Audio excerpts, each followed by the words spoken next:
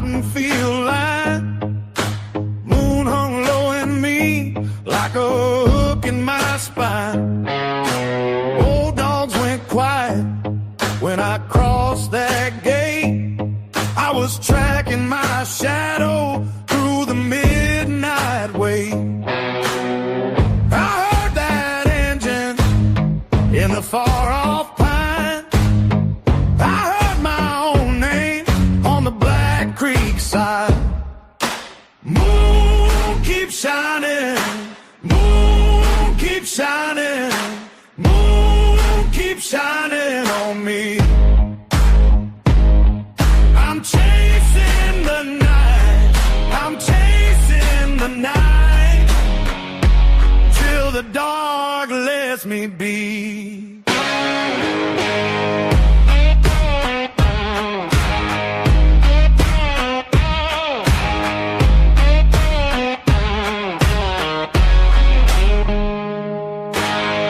Mud on my boot heels, cold on my jaw.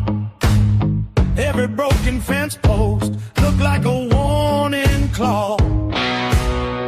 I found empty tires by the cypress bend, just a loner's hunger and the roadless wind. I heard that engine in the far-off pine. I heard my own name on the Black Creek side. Moon keeps shining, moon keeps shining, moon keeps shining on me. I'm chasing all night, I'm chasing the night, till the dark lets me be.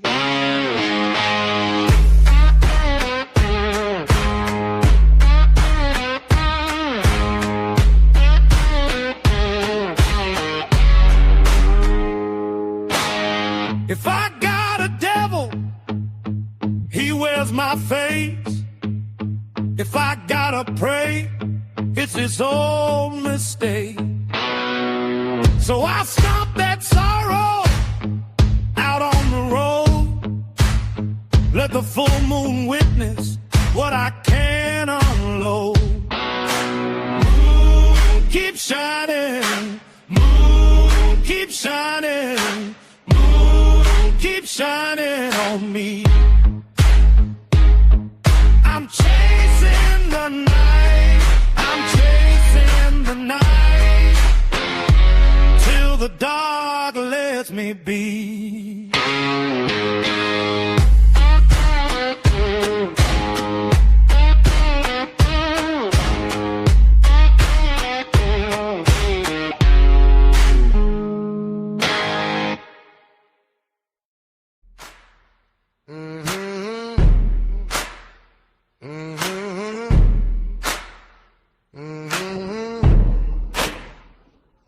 I took Route 2 after dark, past the scrub and the cedar bar. Moss on the fence, mud on the rim. Some kept peeping back at him. Old gas station, 1 week bull. Man at the counter just went mum. He said, young blood, don't go past here. Then he crossed himself, drank his beer. I laughed like, nah, I don't scare. But my neck went cold in the air. Seen 2 red dots in the pines, like a devil had learned to find. Hear that cry, feel that shake. Boost too loud for your own sake. Jersey Devil, take your name back. Jersey Devil, on the old track. Jersey Devil, hear me sing. I've been scared by a lot of things. Jersey Devil, wind in the tree. Jersey Devil, down on one knee. Jersey Devil, don't come close, I can hear you in the brush and the bone. Jersey Devil, mama said, boy, keep your prayer. Grandma kept salt by the stair. Brothers cold cokes with a grin, till the night went black on the skin. I saw a shape on the frozen bog, long tail swaying like a snapped off log. Big as a truck, mean as sin. Teeth like nails in a rusty tin. It leaned in quick, then it was gone. Left me shivering all night long. Back roads know what men won't say. Some things live where the light won't stay. Hear that cry, feel that shake. Roots move slow, then they break. Jersey Devil, take your name back. Jersey Devil, on the old track. Jersey Devil, hear me sing. I've been scared by a lot of things. Jersey Devil, wind in the trees. Jersey Devil, down on one knee. Jersey Devil, don't come close, I can hear you in the brush and the bone. Jersey Devil, if you see my truck in the mile, tell my mama I fought that fire. Tell the town I ain't been broke, just wrestling smoke with a crooked joke. And if that cry cuts through the dark, let it pass, don't feed that spark. I made my peace with the devil's plan, but I still got grit in my left hand. Jersey Devil, take your name back. Jersey Devil, on the old track. Jersey Devil, hear me sing. I've been scared by a lot of things. Jersey Devil, wind in the trees. Jersey Devil, down on one knee. Jersey Devil, don't come close, I can hear you in the brush and the bone. Jersey Devil.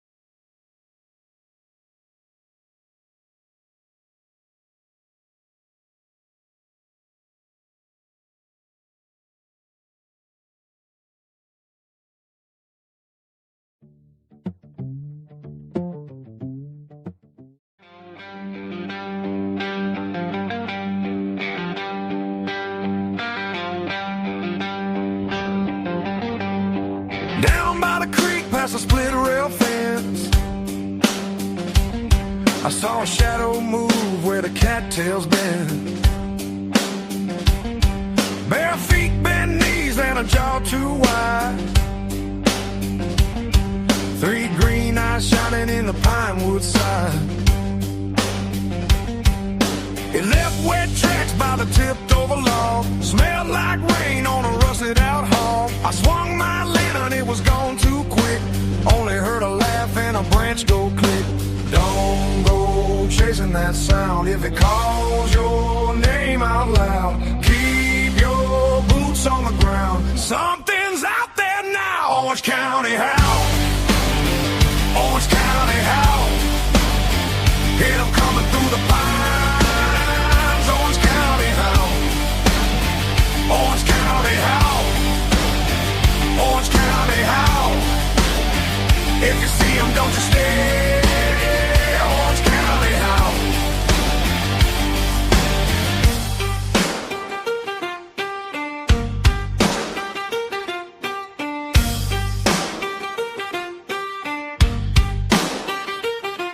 By the old bait shop where the kudzu climbs, there's a big-eyed thing that steals wash lines. Muddy coat, foxtail, and a crooked grin. Leaves a ring of stones where the moon sinks in. My cousin swore he saw a deer walk tall, with antlers like hands on a trailer wall. And that little red critter with a painted face took his peach pie clean from the porch rail place. Don't go chasing that sound. If it calls your name out loud, keep your boots on the ground. Something's out there now. Orange County, how? Orange County, how? Hear them coming through the pines. Orange County, how? Orange County, how? Orange County, how?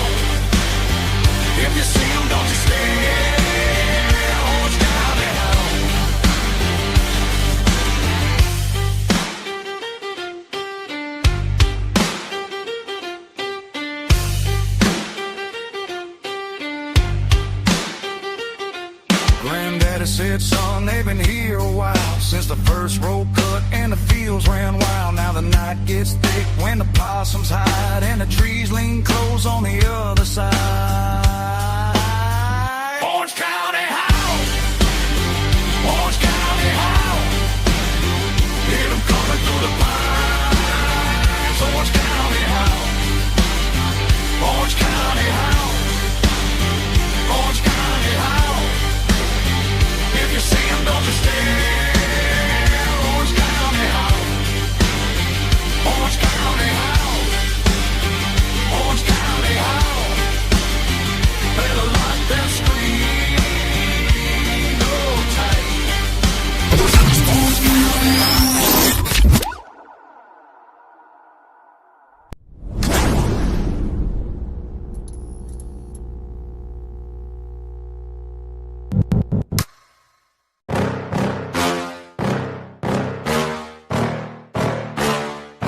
Yeah. Please tell me that I can't, that I won't, that I fail, that I'll never make it out, yeah. Please tell me all the bad, never good, fill my head full of every single doubt, yeah.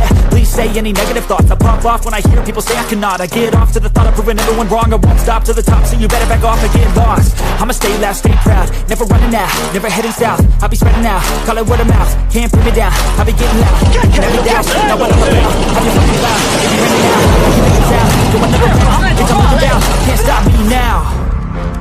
You don't wanna fuck with me.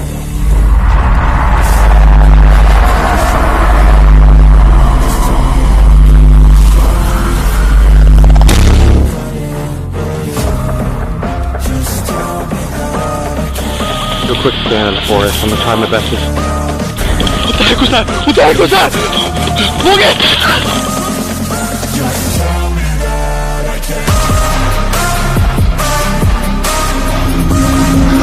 Nice. Wait.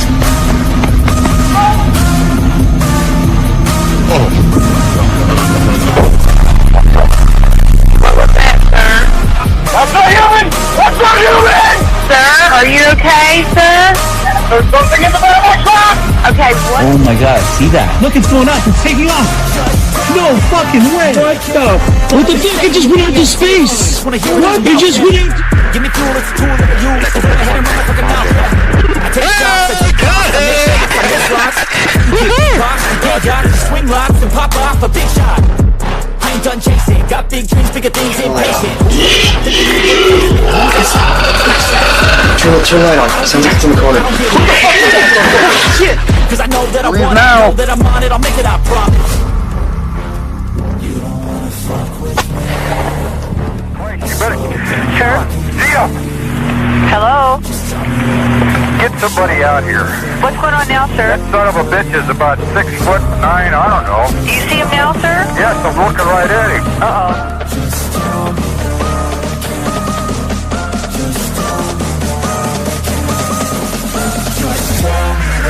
There's a whole fleet of them. Look on the ASA. Oh my gosh.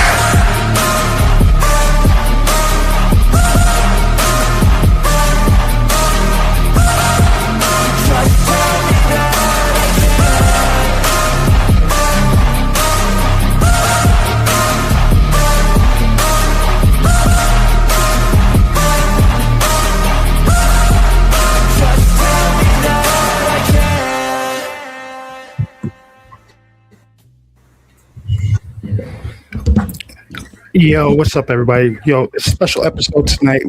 I will not be on camera because we are conducting this interview while I am at work. So you guys are just gonna have to suffer through just looking at our glorious pictures and hearing our glorious voices. So, welcome back to an Impromptu Truth, everybody. Special episode. We are being joined by my co-worker Mya. We'll get to that in a second. What do you guys think of those songs in the beginning? G Music, and Miss Arlene, what do you guys think of that Jersey Devil song? I think it's actually pretty damn good. So, dude, the Orange County Howl was giving me a Nickelback feeling. Orange County Howl was giving you Nickelback feelings? Yeah, it kind of reminded me of Nickelback. Don't get me wrong. Listen, Nickelback does not deserve the hate that they get. They make good music. It reminded me of Nickelback. Yeah, can you hear them through that way? That would be like if you hear. Yeah, I can hear it. All right. So, welcome back. We're just going to skip the roll call tonight. We're going to jump right into it. All right. So, tonight we are being joined. Can you guys hear me all right? Am I sounding all right the way I got this mic set up? Or am I sounding low? Am I sounding low or am I good? Are you good? Just speak up a little bit, then you're good. Speak up a little bit and then we're good. All right. So,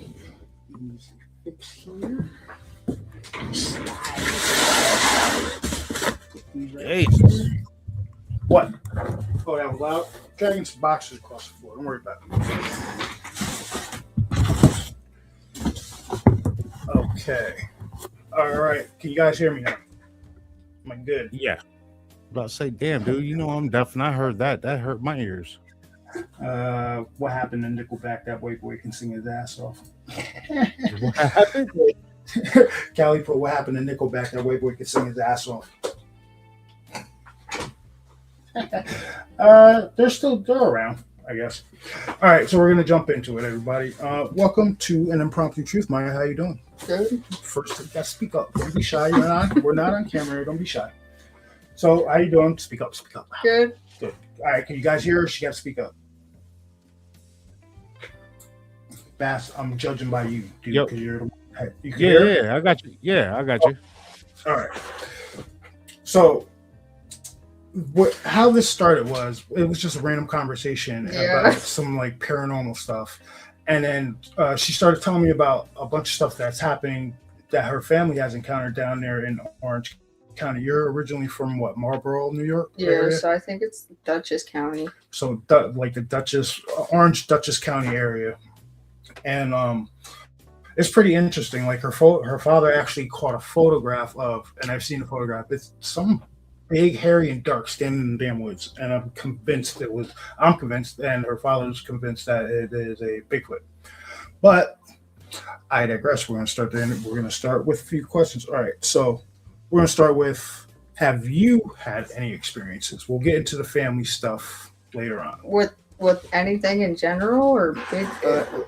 Listen, we run the gambit on this show. We talk about paranormal. If you've had ghost encounters, if you've seen the Hat Man, one of my buddies has seen the Hat Man, Bigfoot, Dogman, alien encounters. We talk about it all. I've seen so many weird things. Like there's been nights driving home from work where I'll stop in the middle of the road because I see something that's like just sitting still in the sky, and I'm just wondering what it is. Like the one night I was driving home, I think it was like the beginning of last month, I was driving home and I seen something sitting still in the sky, and I looked and it just disappeared. As soon as I stopped, it just disappeared. See, I'll let you in on a little thing. Don't ever follow white lights or lights in the sky. Yeah, don't do that. Our chat, you can turn it up so you can hear my brother. So our chat, don't do that.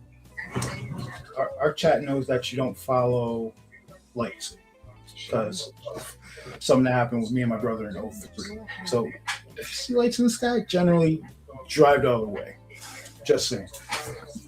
But all right, so any other weird experiences that you have had before we dive into the family? Anything and everything. Oh, I mean, I ride dirt bikes. So there was one day I was going through the woods with my brother and his friend Josh, and we stopped at this like abandoned house, and we didn't think anything of it, but we went inside, and when we went inside, I don't know if there's like a spirit in there or something, but we must have pissed it off, and shit started falling from like the ceiling, and like just random stuff was falling. And then when we left in a hurry because we don't know if something was chasing us. We don't know what it was, but we left. And when we got back to my parents' house, my brother's friend Josh, his 4-wheeler wouldn't start at all. Like there was something wrong with it. And I don't know, just after that day, it just felt weird for like almost a month. It just felt weird. Like something that followed you guys back from that property? It didn't feel right. Have you seen anything you would consider cryptid? No. No, that's all. That's all what your family experienced. Yeah, I mean, I've seen. I don't even know what. Well, you were telling me about a road down there. The road. Yeah. What? Tell me about this road. Oh, what the road when it was my brother's friend. He was driving home from work, and there's a farm down there, and it's funny because the farm's name is Orchard, and it's an old man. My father grew up with him. He used to work with them when my father was growing up, but he seen something that looked like half dog and half man. So there was a tractor trailer hauling apples, and it was like probably 12 o'clock at night. It was late, and his headlights just so happened to come up into the orchards, and it hit it. And he seen it like it was like half man, half dog. It was just standing there. Standing in the orchard, like looking at him? Yeah, it was looking at him. And as soon as the tractor trailer came through, his headlights cut off from it. And when it passed, it was gone. How big did he say how big he thought it was? It was big. He said it was half the size of the apple tree. Standing up on two legs. Yeah. And did he give any more description about like just No, that it was a big dog? He didn't even want to talk about it. Oh, really? Yeah, because it really creeped him out. Shook him up that bad. Yeah, so he did not want to talk about it at all. Now I got a question. Is it just males that have seen these like Bigfoot and Dogman entities around that area, or is like females seen it, or anybody else besides males? No. She said no. Okay.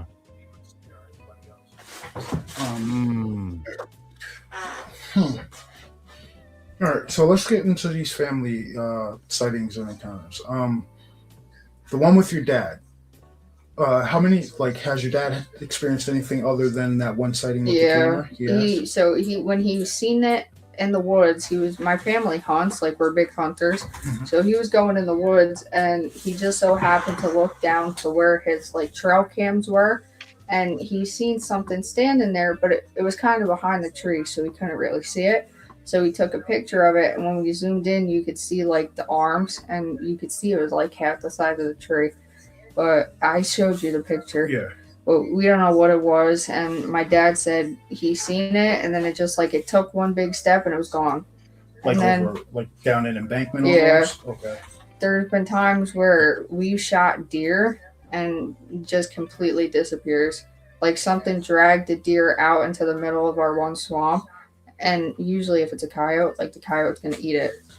Wait a minute, it dragged it into the middle of the swamp? Yeah.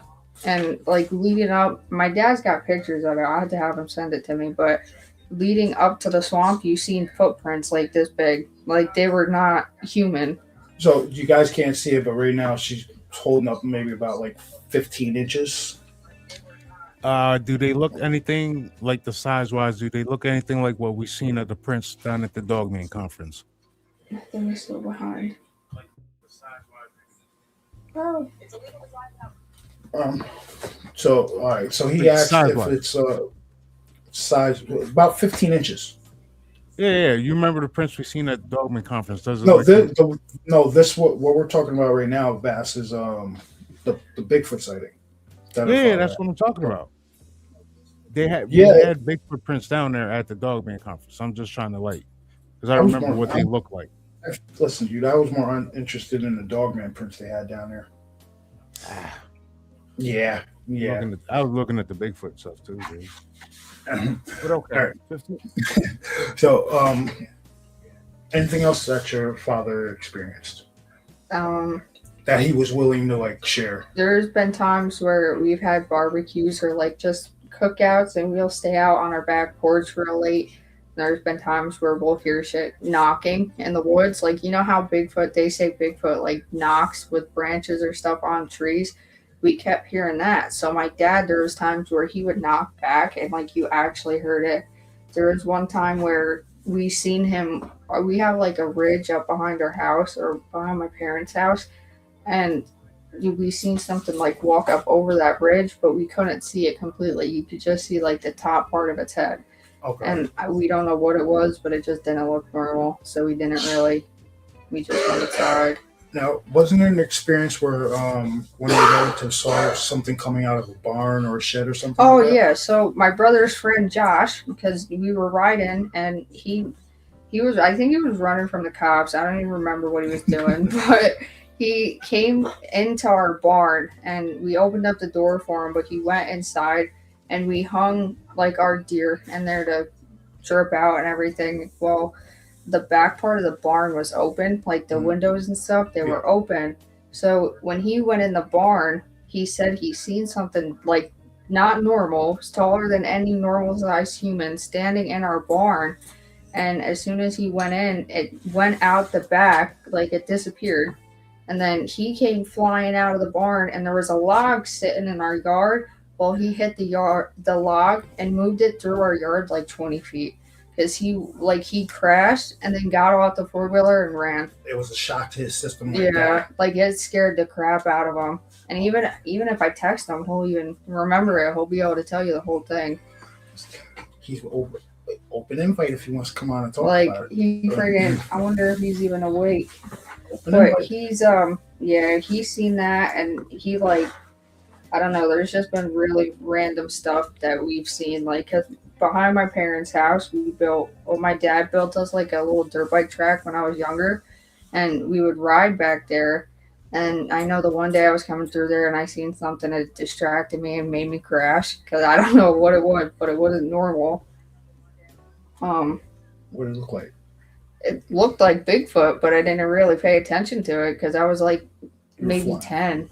10. So like it just scared the crap out of me because I was alone.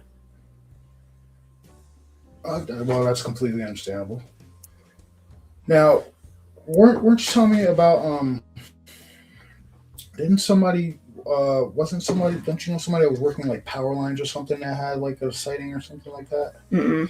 What was that? That was the dog-headed one. Yeah. Okay. All right. So I've seen the Jersey Devil before. What? Yeah, we've seen the Jersey Devil before driving down because we usually go on vacation down in Wildwood. Okay. And at the one campsite that we were going to, we got cabins for the week. And as we were driving down, it was downpouring rain. Like the weather was absolutely terrible. And when we were driving down, we seen something come across the road, but we didn't think anything of it. We were already in like the camping area, and we were like, okay, just thought it was a bird. Well, when we were coming up around the corner to get to the cabin, there was something standing on top of like the roof, you know, where it like comes to peaks. Yeah, there was something standing there. And as soon as we pulled up, our lights hit it. It didn't look normal. It looked like absolutely terrifying, and it was gone. We seen it and it was gone. All right, so we're gonna peel this one away like an onion. So, can you give me how first we'll start off? How big would you on the roof? Right? How big would you say it was? Like man-sized or bigger than a normal size? Probably bigger than a normal size man. What was it? Was there any distinguishing characteristics you could make out? Just that his face looked black. That's about it. Did it have wings? Yeah. Did it look like it had like the bottom half of what the body looked distorted. I don't know. That's like the only way I can put it. It just didn't look human. Do you remember what the eyes look like? Do you remember what the eyes look like? Mm-mm. There was no like eye shine or anything like that? No, because I was also just waking up. Okay. Now, and did everybody see this? Yeah. He's not answering. If he does respond before we're finished with this, then I'll be able to have him tell you. But just seeing it, like it didn't look normal. And that later on that night, we got to the cabin at like maybe 10:30, 11, and we went in, we unpacked everything, we put everything in the fridge, like grocery wise, and we don't know what was on the roof, but you heard something like nails almost like going across the roof, and we didn't feel like going out there to look because we just seen that.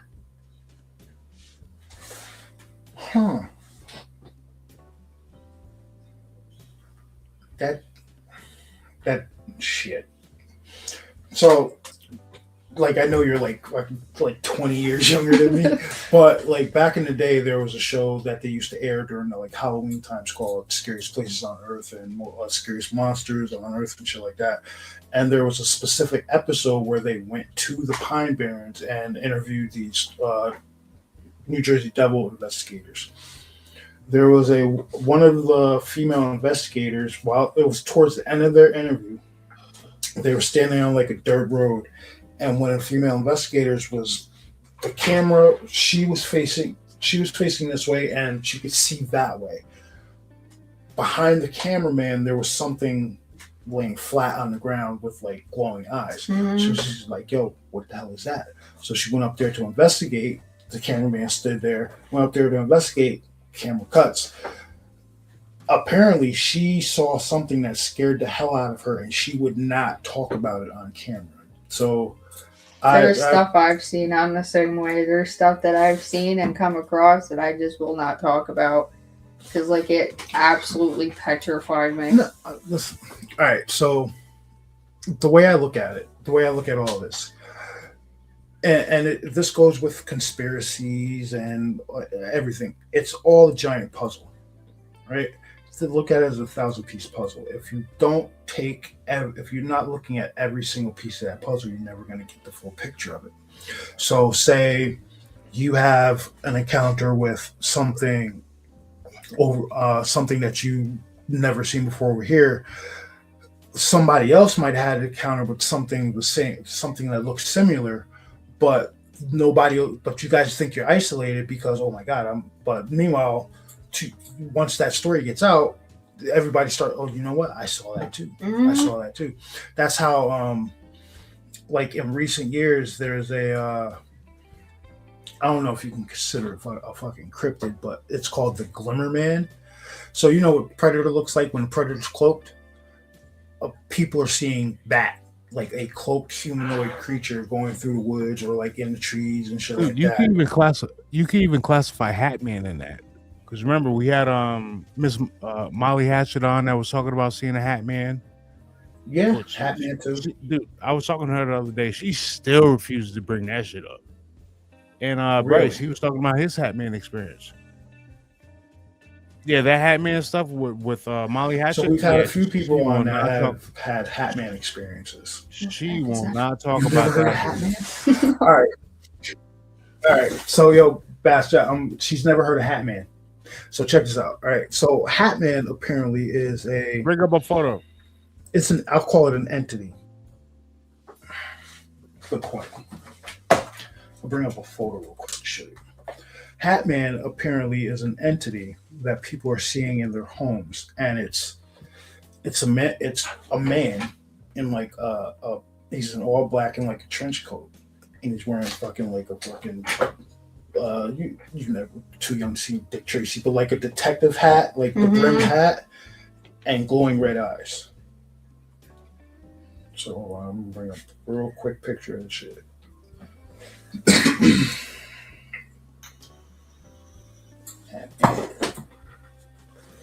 Image. That right there. Yeah, what the hell? Yeah, people are seeing that. Same thing as people. I think I'd move out the state if I seen that in my house. Well, and the crazy part is about that. A lot of people see them when they're children. Yeah, a lot of people see them when they're children. Oh well, Yeah, I'm not a child, so I'm good. Actually, you know what? Molly was seeing them over when we were still over by the pizzeria when she lived upstairs from the ice cream stand. She was still seeing them in the apartment right there. And Did Molly ever get rid of that leg? Did Molly ever get rid of that leg? You know what? I haven't asked her. I'll message her tomorrow about it. So we have. I don't think that's gonna fly in the new house she's in. So we have a friend of ours that we brought on the show. We've known her for years. She goes by the name Molly Hatchet, and we had first brought her on to talk about some shit she had seen in the woods. She was out hunting one day, and it was by herself, and she heard a tree completely break in half, and it was really close. So something did that shit, right? Yeah, but then the way she said it was, it got something broke the tree and threw it at her. Yeah, he said something broke the tree and threw it at her. That's what her description was, right? So as the conversation went further along, we started talking about like this. What was a prosthetic leg that she had at her house? Oh yeah, from her uncle's house. Well, it was her uncle's leg. It was her uncle's leg, and it had some bad juju with it because there would be weird shit happening in her house to the point where, like, she sent us a picture. There was a handprint on her shoulder. The fuck? Yeah. So, like I said, if you got to talk about this type of stuff because you never know, somebody next door might be having the same experience. So don't be afraid. Let's go. Come on. I told you what was going on with Scorpion. The only thing that's really scared me is the one night because I live alone. My parents' house burnt down last year, so they fixed it and everything. And when I first moved into this apartment, there was completely silent. It was only me there. I have 2 dogs. I have my huskies. Well, I had everything off in the house, and I have 3 bedrooms. In the second bedroom, which is literally right next to mine, it sounded like somebody was calling my name. There was nobody there with me. I didn't go out to check it, and if you want me to be honest, I was hiding under my blankets because I was scared. I was like, I don't know what it was, so I called my dad. My dad came. He checked it out. There was nobody there. So I don't know what it was, and I don't think I want to know. Do you know the history of the building you're in? No, they won't tell me. They never told me, so I don't know if anybody died or if there's anything buried underneath of it. That's sketchy as hell because that type of stuff they're supposed to disclose if like somebody died in the house or died on the property. They didn't tell me nothing. That's part of like a real estate. Wait, hold on. Truth. Yeah. Do you forget what happened to me in both apartments, upstairs and downstairs? Yeah. My brother had some poltergeist activity going on in his apartment, like upstairs and downstairs. And he lives in the same. He moved from an upstairs apartment to a downstairs apartment, and it's happened in both apartments. And one of the things we actually caught on live stream, like he has some like 3D figures behind him on camera, and you could see them shit start moving. Like, yeah, it's really creepy stuff. And at the end of the show, I said, if them shits move, if these shits move, by the time I wake up in the morning, I'm gonna take a photo of it. And those shits were shifted. I mean, like knocked over. Yeah, the prints were shifted. He said he was gonna take a picture of them in the morning if they moved. And when he woke up in the morning, they had been completely shifted. So yeah. Plus the 8-foot tall shadow in the kitchen upstairs. Whatever the hell it was that crawled on top of me. Probably what I just told you about. What, down here something grabbed me by the ankle, yanking me off my bed? There was like nothing there, so I think I've just tried to convince myself that I'm hearing things. I think sitting alone in an apartment, I would too. But if I was sitting alone in an apartment, I'd probably have all my lights on. Oh, I do. That's why I keep all of them on. That's why my electric bill's sky high. Yeah, all my lights would be on. Like, you go ahead and call my name if you want. We're not going to respond to that shit. My cousin lives in West Virginia. He had some. Hold up. Bama says my cousin lives in West Virginia, and he heard someone say hello clear as day, but saw nothing around him at all. That happens to me all the time. Like, I'll hear people say my name or say something to me, and there's nobody around me. And it's not like your name's very distinctive. You know what I mean? So you can tell if somebody's like, Mya, come here. Like, you know what I mean? So excuse me. But no, that's actually pretty strange. So yeah. We'll back up for a second. When we first started, you said you had saw some lights in the sky. The reason I say don't go chasing lights, and you ever hear Travis Walton? Fire in the Sky. Oh yeah. The Fire in the Sky movie. Well, not a lot of people know this, but me, my brother, and my cousin also. I think, Bass, what would you think? Do you think we're the New York Fire in the Sky?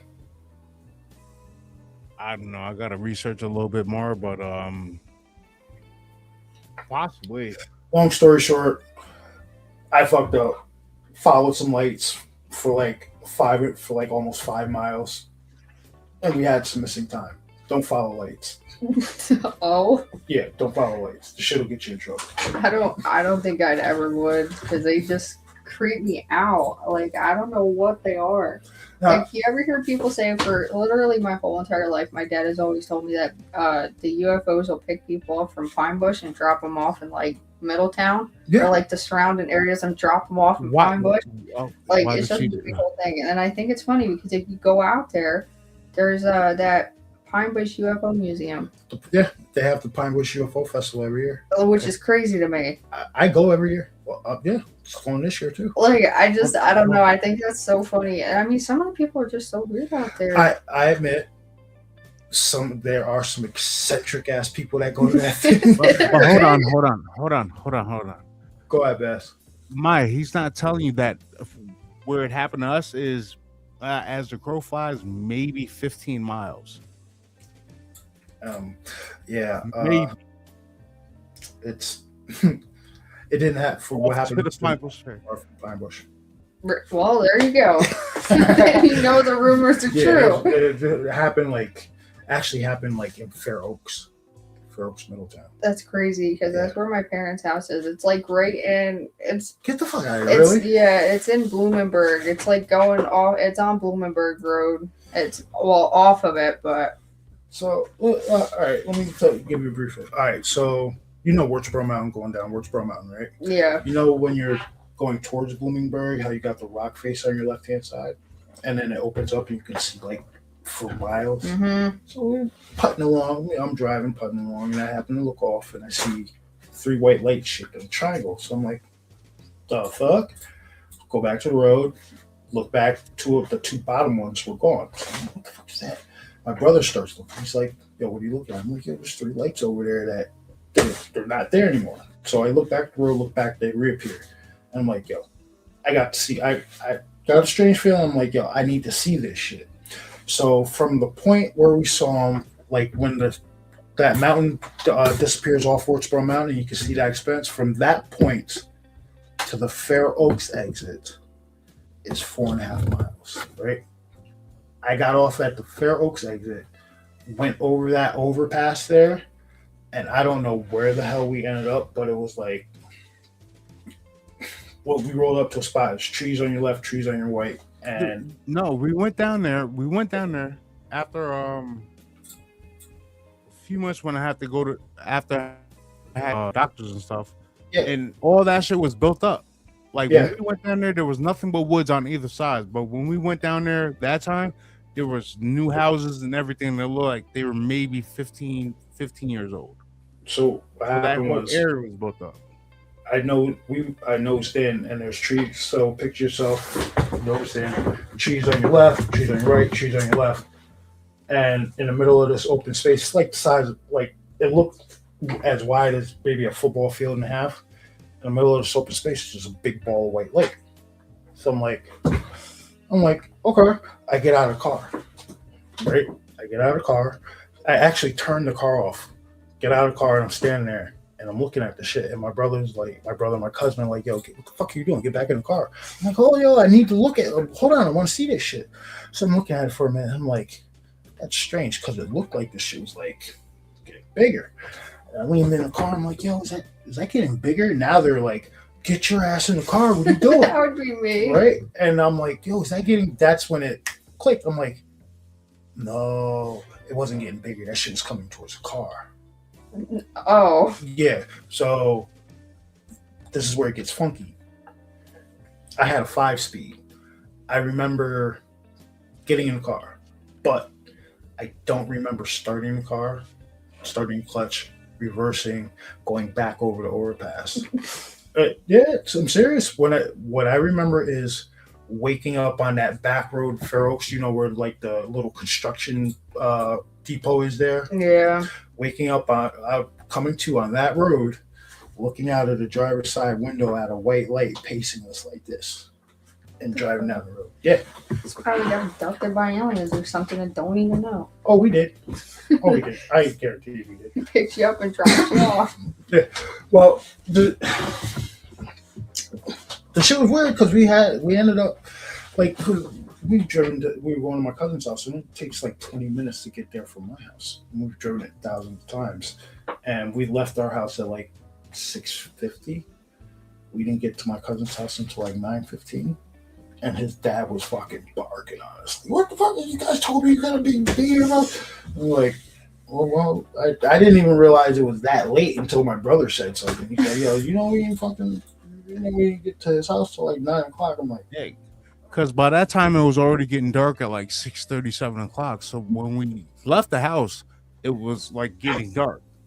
yeah. When we left the house, it was starting to get dark, like it was dusk. So the Greys had a contraption that stuck to the what? What am I reading here in chat? I think they said something up a little bit. All right, so hold on, I'm gonna put Lori's comment on chat. I saw a bright white orb in the LBO a few weeks ago, and when I told others to look at it, it disappeared. Someone told me that it's possibly a remote viewer looking in on you. I'm possibly. All right, so you hope you're not being taken by Grace. Recent, I think you're good, Callie. with the recent CIA secret codes that they just came out, anything's possible. Well, so now this is where we start getting into just random shit, right? So, how big of a conspiracy theorist are you? Well, growing up with my dad, I've become a big one. Yeah. So, like, about everything, literally, that you can possibly think of. Like, Okay. this whole hantavirus shit, I think it's just a hoax to freaking cover everything else up that's happening. So, if I'll tell you, they put this stuff in our faces, but they do it years before. So check this out, right? X-Files, the original X-Files movie. One of the conspiracy theory scientists Mulder was talking to, mentioned the hantavirus in that movie. What are they talking about now? The hantavirus, which is just. So, and another aspect of this, right? Now, this is a little fringe. In the X-Files, there's a season where they introduce like this black sentient oil type stuff, right?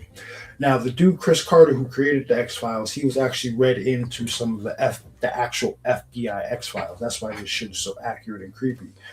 But the substance that they put in the show is actually true, because that substance was found during the Falkland Wars in the 1980s by the Royal Navy, and they brought it up. It was down there under the ground in the Falklands. They brought it up, found out it was a sentient. The shit was smart. It could do stuff. Shipped it over to this company called GEC Marconi, right? GEC Marconi had ties in with the Strategic Defense Initiative, a lot of defense contracts. Now, where it gets weird, now that's not just the weird part. They're pulling weird fucking smart oil out of the ground. It doesn't just stop there. Have you heard about all the recent scientists? The ones that are like getting killed? Yes. Okay. In the 1980s, after this substance is shipped to the GEC Marconi scientists, beginning in the 1980s, the scientists that work for this company start unaliving themselves or being killed in strange fashions. Like one of the dudes, this is one of the weirdest ones I heard. He took a rope, tied it to a tree, sat in his car, hit the gas, yeah. Yep. A few of them were off with like, it was like the description of the death was called like, they called it something sexual because they'd be wrapped up in like fucking plastic. It was a weird shit. So yeah, but yeah, so the Marconi scientists have it. The missing scientist shit hasn't.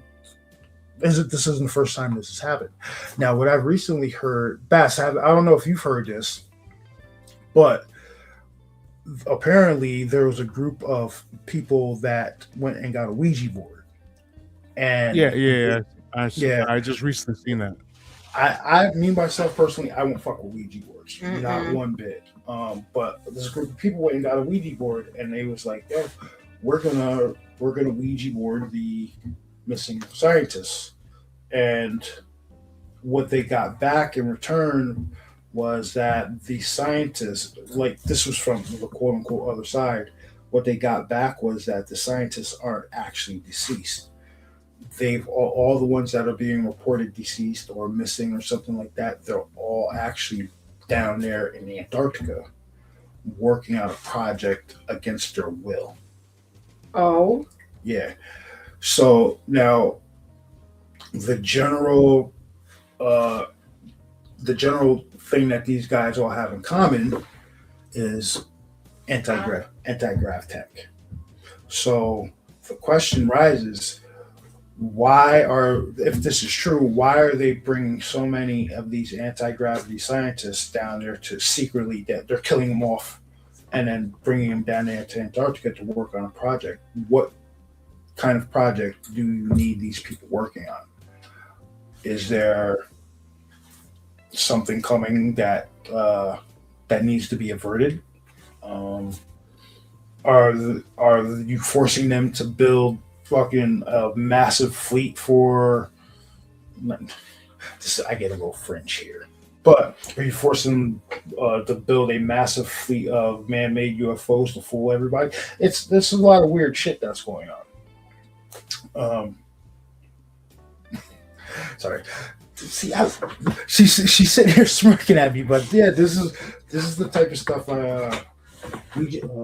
Arlene said Ouija boards are not for her. Peeler. What are you guys talking about? Peeler? What the hell is a peeler? No, I think she meant to say peeker. Oh, peeker. Okay. Somebody said, face peelers. Oh, the face peelers. Oh. See, all right. So one thing you learn about me, I like seeing people's responses to weird shit I tell them. So, have you ever heard of the Los Paracalas? Mm-mm. So this was like a year and a half ago, maybe 2 years ago, down there in South America. There's reports of people of a village being attacked by something they call the face peelers. And when the description of it was actually, all right, so you've seen Tobey Maguire's Spider-Man, right? The Green Goblin. Mm-hmm. The report that was coming out from this village in South America was that there was these individuals down there on fucking hoverboard type disc looking things that were wearing outfits like the Green Goblin, but they were black, and they were using instruments to like peel people's faces off. And the reason it got found out is because there was this girl. She actually survived an encounter. She was out in her backyard picking fruit for some juice or something, and these things came up over a hill and grabbed her. And like they started rubbing shit on her face, and her face went numb, and she like started fighting them off, and she was able to scream. And she said one of them sounded like a gringo with an accent like from her village, and another one sounded like he was from that area and shit. So they were trying to fight her off. She's trying to fight them off, and she could hear them say, "We can't leave her. Take her with us." But then that's when everybody from the village came running up with guns and shit. These things hopped on their platforms and skirted off.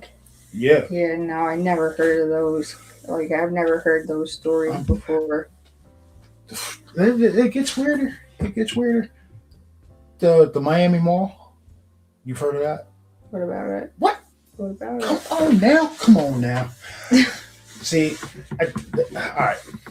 So this was the beginning of 2024 or 2025, Bass? 2024. 2024. So, all right. Now, we did a whole ass show on this one. It was pretty interesting. I think it was actually January 1st, 2024, there was reports of an incident down there at the Miami Mall, and videos started coming out. And you see like fucking everybody running out of the mall and shit like that. So the reports started coming out that it was a quote unquote huge fight between kids, right? But then when you start hearing testimony from some people who were there. Now there was over 100 cop cars outside of this mall, right? We can find pictures and show it. Aerial shots of hundreds of cop cars outside of this mall. So they're trying to tell everybody that all of these hundreds of cop cars were outside of this mall to break up a few kids fighting. Now, there's a few different versions of what actually happened at the mall that night, but the general consensus is that 3 large beings stepped out of a portal. 3 large beings stepped out of a portal in that mall, and people started freaking the fuck out and ran. And when the police showed up, the police started scrubbing phones. What the hell? Yeah. There's actually, just now in the last few months, there's actually a officer who made a statement like, yo, this is actually what happened at the mall. And he starts talking about like people started seeing these beings running through the fucking mall. It wasn't really kids fighting or something like that. Now, one of the stories is that like this dude's a spray paint artist, and he was apparently down there in the mall for a competition. And he said what he saw was this group of like college age kids. They were fucking with this like box looking thing, and they turned it on. And when they turned it on, it started crackling and everything like that, and this huge portal fucking opened up, and these things started coming out of this portal. And he said there was somebody in the mall had a gun and shot a couple of times. That's what actually scattered everybody and shit. It's a wild story. Or the angel statue. The angel statue. If you're going to be a conspiracy theorist, you got to go deep. I'm telling you. I don't. So I just go with the small things, I guess. It's all connected. All right, so brief synopsis of this one. This was in 2023. This was a year before the mall incident. I wouldn't even go as far as a year. It was maybe 6 months. Yeah, probably like 6 months before the mall incident. There's an excavation mine somewhere in not fucking.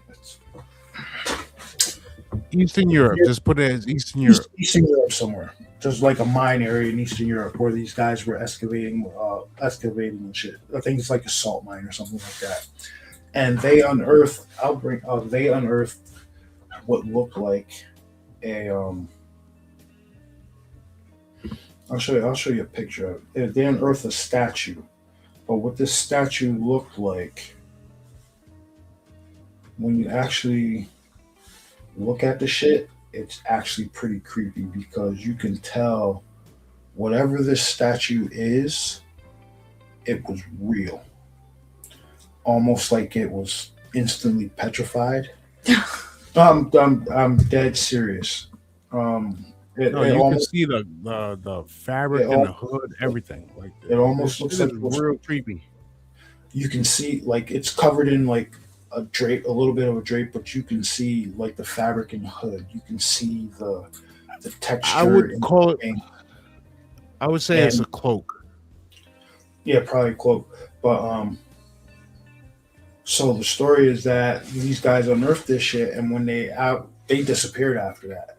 And there's video of them standing next to it. And these guys, the statue's taller than these guys when they're standing next to it. So here's a picture. Let me show you a quick picture of it.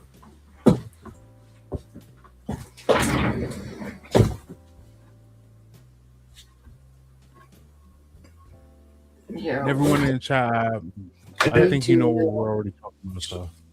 Yeah, so this is a close-up of it. So they actually, like, whoever found this, they did a walk around of the actual statue, and you can see like it looks like it's a petrified person. And if this thing was real or whatever the hell it is, it had to be at least 10 feet tall, because in this position here, it's kneeling with a shield and a sword in front of it, right? And the guys that are standing next to it, it's still taller than them. So I'm going to give them average height about 5.5 feet, right? So if they're standing about 5.5 feet and this thing's head is still over them, when it stood up, whatever it is, it's probably at least 9 to 10 feet tall. Yeah. You know what I mean? And the thing about it is, after this video started surfacing, the guys disappeared and that statue, Kaiser Soze, gone. Nobody knows where it went. I'm sure it's in some deep, dark government think tank somewhere. We're trying to bring that shit back to life. Probably is. But if you notice right here around the sword, like, you see how it's wrapped and textured, and everything's like wrapped and textured. Like, it gives off uncanny valley stuff. That's definitely weird. Yeah. Like, the thing that freaked me out about the photo is that it looked like it could crack out of that stone at any moment. Yeah, I agree. Oh, so I'm gonna get your reaction to this. So, in the last couple weeks, there was a sighting down in Mexico of a dog-headed creature, and apparently someone's porch camera caught it, and forget it. Alright. So here's what it looks like. Here's the original. This is taken down in Mexico. Would you say that's kind of what your buddy described? Yeah, because that's how his feet looked. All right, so now here is a cleaned up version of that same photo. Back out. You can create similar videos in just 1 minute. You can go to the app and it's got a fucking ad on everything. Like, you just want to look at my photos. All right, here we go. And then this. So I ran this through a filter and said, clean it up. Looks like my dog. Fuck.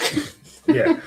So, but this is. Yeah, that's like, it's kind of what it looked like, the way he explained it, because the way its feet, hands, whatever the hell those things are, the way those look, but the bottom part was like human. Like, here up was like a dog. It looked like a dog. Like, its face looked. So best way I can put it, it looked like a devil. That's how he. So he didn't say what the legs look. Did he describe what the legs look like? Did he describe what the legs? Were they dog legs or were they human legs? All right. So you know how dogs' legs look. It's they call it digital. They're like with the hocks and the bend like that. Did he say it looked like that or it looked like human legs? He didn't even tell me. I think he was just trying to get out of there before anything, because I know when he was on his way home, he almost crashed. He told us that was literally it. Did he? He was like shaking. Did he describe like how big it was, like size wise, weight wise? Was it the size of a Volkswagen Bug or like how big? Did he say how wide it was? Probably wider than the two of us together. It was small, like it's. I don't know how to put it. Like barrel, it was V-shaped. Yeah. Okay. Bulky like a bodybuilder, or more lean like a track star? Bulky like a bodybuilder, or more lean like a track star? Probably more lean. More lean. Hmm. Interesting. So, what's interesting to me is that we actually have these fucking things around here, around these creatures. These creatures around here. You know what? I'm sorry. I'm replaying like some of the encounters like I've read and heard about in this area, and I've never heard of any of them looking like a Bigfoot. They're more like dog, the dog legs, like the UPS driver used to, or one mechanic that used to work with. Then this one, there's been a few. It's didn't not. Didn't you say you worked with a UPS guy who was up there hunting near Papacton or something like that, and a giant dog head stuck his head out the wood line, and he shot at it? Yeah. Who the fuck was that? I remember that one because that one kind of stuck out to me. Like, Was that? Because there was one UPS driver who kept trying to get me to go out to fucking Ohio with him and hunt the grass man. Now the reason I bring that up with the guy that's seen the used dog head out there by Papacton, you remember? This is 10 years ago now. Yeah, almost 19 years ago. Me, Burger, and Rattle. We went up to back then. We was fishing, and dude, we seen a large buzzard underneath an outcropping rock, just chewed on, and we couldn't figure out what the hell happened. Listen, I'm actually not surprised that these creatures are around. Buzzard. I'm not surprised that these wolf head creatures are around here because they're as we sit right now, we're fucking minutes away from the PA board. Yeah, well, if you look it up, this road is considered to be part of the trail that runs through there. What is it, the Appalachian Trail or whatever? And then actually, when I go upstate to my parents' house, there's the back part of our property runs right through it, and because it's so weird how the house is because it sits on the border of New York and Pennsylvania, so it's like. Because we're in Lackawaxen, Pennsylvania, but it's really weird. I don't know. I'd have to show you a picture of it. Hey, what's up, bro? Dude, you know what that makes me think of? What? I gotta try to figure out how to get in touch with Matt Black. Because you remember he hiked the entire Appalachian Trail? Yeah, but I doubt Blackie would say if he saw anything on the Appalachian Trail. I mean, shit, would you? Well, I don't know why he wouldn't. Well, more power to him. You guys go out there in the woods, do your thing, get eaten by cryptids or molested by these wrong turn guys. That's what they did while they were locked away in our homes. See. That's so true, though. What Miss Arlene said? Yeah. Oh, man. One of the conspiracies is they replaced all the birds. Some of the birds look fake as hell, especially when I'm driving.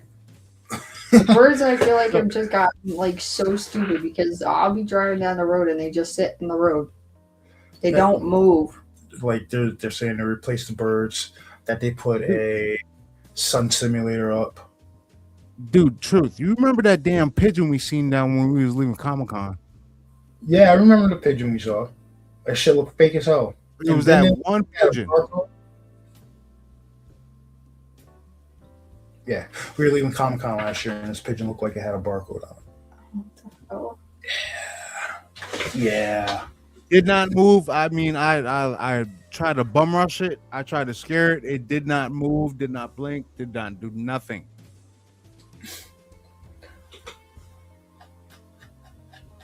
All right. But my feet hurt too much at the time, so we kept walking. Yeah, what's up, Rogue? Rogue's a buddy of ours. Rogue is a buddy of ours. He actually might not believe it, but his story is crazy as fuck. I think his story is one of the craziest ones we actually had on the show. Um, he had an encounter with an immortal. No. Yeah. This individual, he had an encounter with this individual when he was younger, and then he saw the same person when he was older, and the guy looked like he hadn't aged a day, and he was wearing period clothes from like when he was younger. He was wearing period clothes from there, and when he saw him, he was wearing period clothes from recently, and like the guy like vanished. I feel like that's happened to me. Like I've seen somebody when I was younger, and then I see them now, and I'm like, yeah, I know I've seen that person somewhere, but.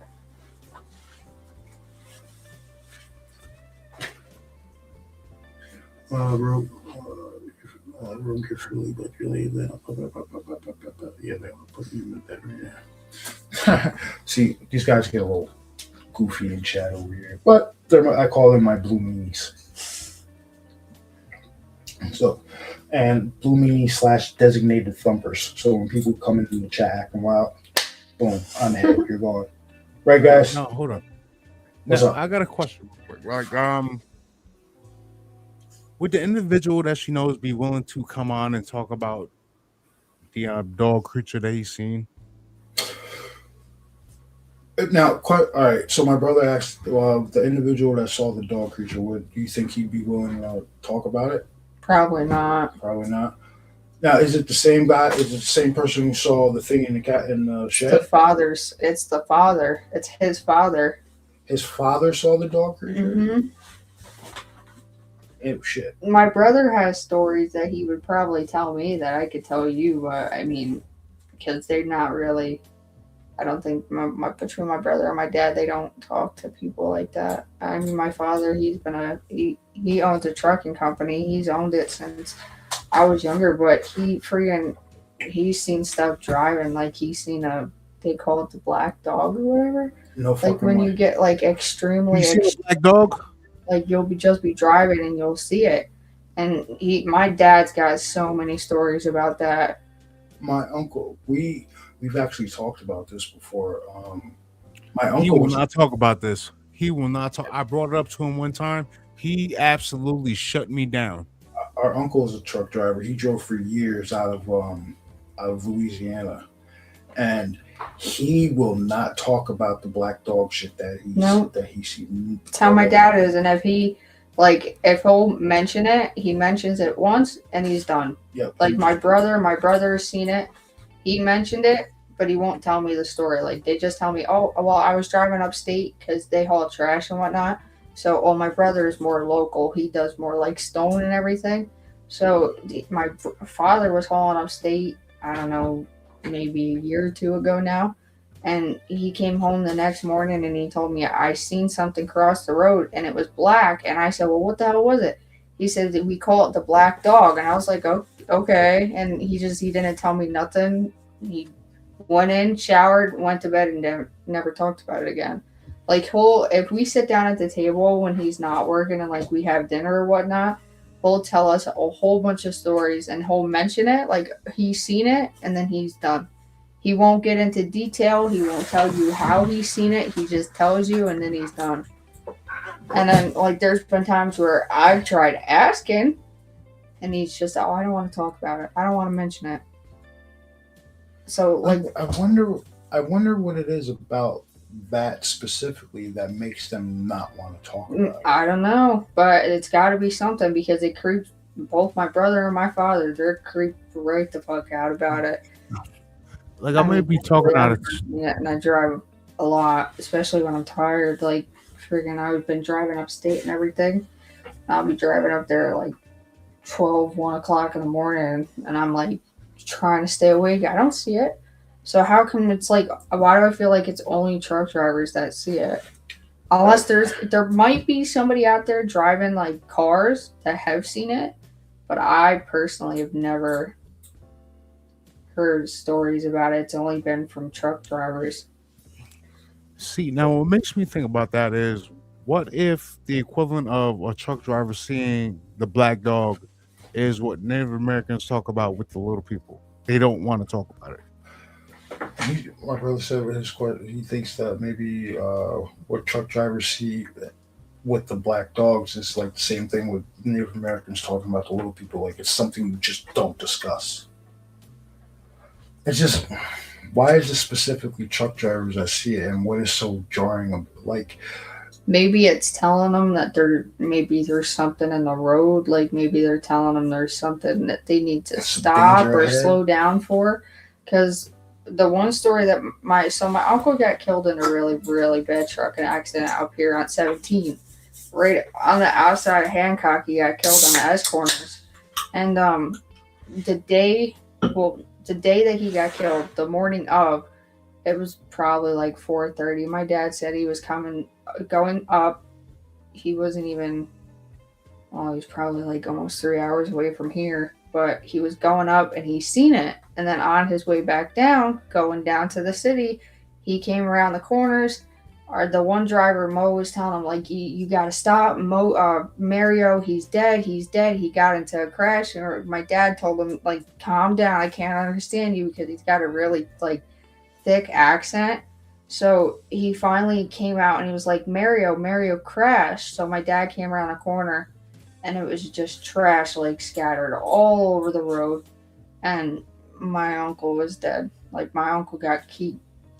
And the bar, there's a bar in the walking floor that holds up the sides of the trailers if they don't cave in. And I guess the guy that flipped over, the bar on his trailer came through my uncle's cabin, like split him in two. So that's how my dad found him. And then the guy who was flipped over, his gear shifter was stuck up underneath like his jaw. And when my dad checked on him, because my dad didn't, like, he had to build himself up, because that's his brother. Yeah. So he had to build up enough courage to go to my uncle's truck. So he went to the other guys first and found him like that. And then this random 16-year-old boy came walking out from behind the trailer. And my dad was like, where the fuck were you? Where did you come from? He goes, oh, I was in the truck. Well, what was he doing? And I guess the guy was doing, the speedometer on the truck was stuck at 92 because he was late getting to the landfill. So his idea was him speeding to get there quicker, which isn't how it works, and he ended up flipping over. But that morning my dad seen that dog. So is it like something that like warns you of something that's coming, or is it like something that's very just ominous, like a bad omen, like an ominous feeling?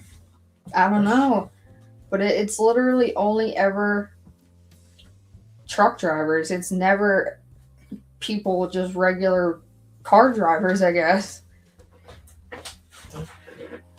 My brother's a truck driver. He's seen it. There's my uncle seen it, and he owns a trucking company. He's seen it multiple times. He's just baby. I know he's in here somewhere. Yo, Walker, you ever see a black dog? Maybe it's just a profession. Other than when you're not driving, because I know you like going out in the woods. See, someone said I think it's just a warning.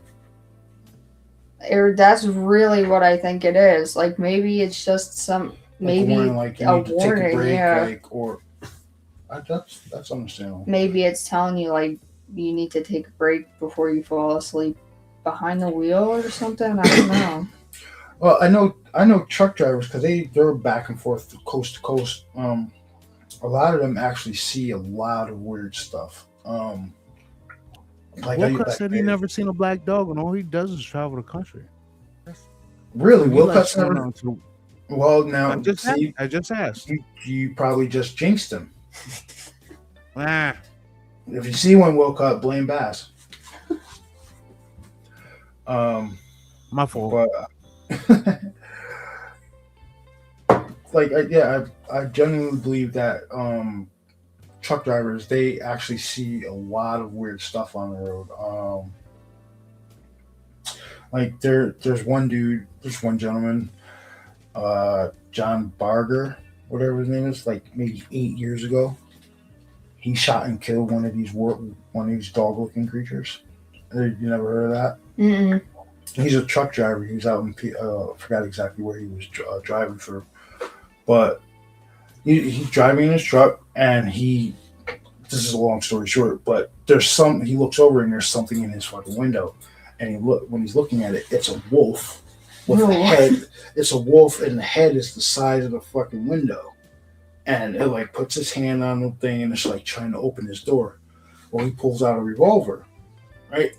Now, you're familiar with guns. He has the rounds. I think it was a 357, but he had the rounds in it that when they penetrate, when you shoot it, they open up like a fucking fan. It's like fire. It's like a firecracker. Yeah, they open up like a fan, and it causes like a spinning thing.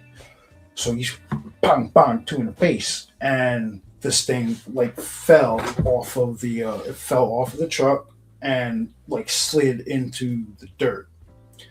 And my dad actually sent this to me.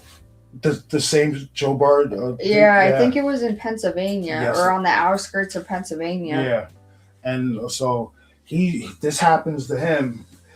He's driving and he decides to slow down, but before he slows down, there's a vehicle coming back this way. Right after this happens, and then when he manages to turn around and go back, he sees this vehicle standing. This vehicle stopped, and apparently they had saw something drag the other thing off back into the woods. So, and then this guy he gets a visit from some guys in some black uniforms, and he starts getting harassed because they're like, "Yo, you fucked up," and he's like, "What are you talking about? Like, you fucked up. You killed one of our assets." Like, hold on. Pump the brakes. Fuck you mean this is an asset? Why does the US government have quote unquote 8-foot tall werewolf looking fucking creatures as assets? What do you guys do? What do you need them for, and what are you guys doing? But apparently after he killed this thing, they grabbed his ass up and was like, "Yo, you killed one of our assets. We have a problem with you." That's what you asked me earlier about, like the thing I had somebody I knew who was a poll worker. It wasn't somebody I knew. It was back in like the early, I think, late 60s, early 70s. My dad knew the family, but up on the mountain where we used to live out in Marlboro, he was not a tree worker, like worked for the electric company or whatever, and he was climbing a pole, and when he got halfway up the pole and he looked down, and there was like a werewolf standing underneath of him, and nobody knows what happened after that. Like, the guy didn't talk about it. He told people the story, just we don't know what it was and where it went. That's one of those you only tell people when you're super drunk. He said it and then never mentioned it again. See, Bass, I told you. See, all right. Carmine told me earlier, because back in the day, the Marlboro area, he used to hang out down there because he's from Newburgh and whatnot. Mm-hmm. He told me that there was a bar. I can't remember the name of the bar, but there was a sign outside of the bar that had something to do with Bigfoot. There was a bar. Apparently, back in the day, there was a bar in Marlboro that had a sign that had to do with Bigfoot. Oh, what the hell was it? He told me this shit earlier, and I should have wrote it down. I'm not gonna mess with him right now because he's probably sleeping. He's gonna get ready. There's a lot of weird shit out in Marlboro. Just like there's been a friggin' thing that's gone around since Jesus, before I was born, because it was around when my father was growing up too. But the reservoir that's in Marlboro on the mountain, they say, I guess a cab driver picked somebody up and he got killed, and the guy who killed him put him in the trunk of the cab and I guess dropped him in the reservoir. And if you go there at night, you'll see a golden light that shines at the bottom of the reservoir. I've never seen it because I'll never go there at night because it's just weird to even be there. But there's that story, and then there's Huckleberry Turnpike. So there's like a taxi sign in the bottom of this fucking reservoir that lights up. Apparently. So the taxi driver got killed, and from what I've heard, they put his body in the reservoir, and if you go there at a certain time every night, you'll see a golden hue through the water. It's like a light. Just like go ahead. Huckleberry Turnpike. Huckleberry Turnpike's haunted. There's a story that you can actually look this up. There's Huckleberry Turnpike is considered to be the most hauntedest road, however you want to say it. Most haunted. Yeah, in Marlboro, or Newburgh. I guess it's considered Newburgh. but there's a story that's been going around since I was little that a guy and his girlfriend were going down this road, and it was late at night. They decided to drive down it to probably see if the stories were true. Well, something happened to the boyfriend's car, so he got out to check it out.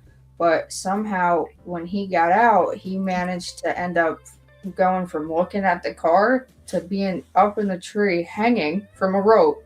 And all the girlfriend was in the car, and all she heard was like a banging on the roof. Well, she got out, and the boyfriend was bleeding. His blood was dripping on the roof of the car.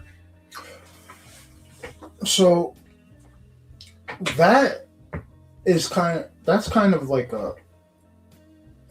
there's a lot of urban legends like that in like different areas where like a boy and a girl go out to like a secluded road, and the boy gets out of the car and gets killed off. That's pretty interesting. Yeah, see, the Hookman of Huckleberry Turnpike, that's what it's called. The Hookman of Huckleberry Turnpike? Yeah. It's between Route 32 and Plattekill and East Road in Marlboro. But it's a whole story. Like, the local radio station did a thing on it. But this was back in 2018. It's been around for, years. Wait a minute. The girl's boyfriend was killed in 2018? No, this was back in probably the 70s. Oh, okay. I don't know. It's been around for a while, though. But, yeah, see, this is where they said it here. The story, as I remember it, was that a couple's car broke down on Huckleberry Turnpike. When the guy got out to see what was going on, it was curtains for him. And, like, what they mean is when he got out, from everybody in the town of Marlboro will tell you, the story has been the same for years, that he got out to check out the car, and the girlfriend was in the car, heard something tapping on the roof. When she got out, he was hanging in the tree, bleeding out all over the car. But what was he hanging from? There was nothing there.